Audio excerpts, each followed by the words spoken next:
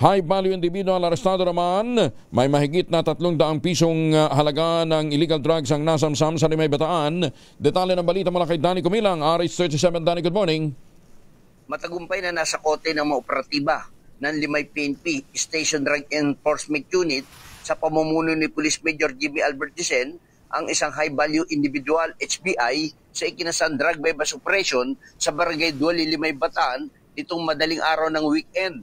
Kinilala ang suspect sa alias Ryan, 37 anyos residente ng Barangay San Vicente, Oriong, Bataan.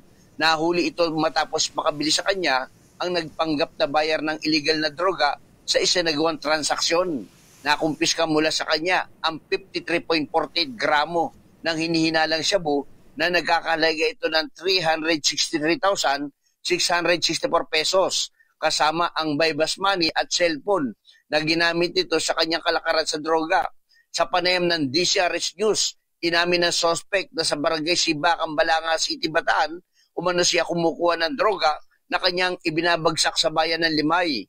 Ngayong araw ng Lunes, nakatakda siyang isilalim sa inquest proceeding ng mga tauhan ni Police Major Jimmy Albertisen sa Provincial Prosecutor Office para sa kasong paglabag sa Republic Act 9165 o ang Comprehensive Dangerous Drug Act of 2002.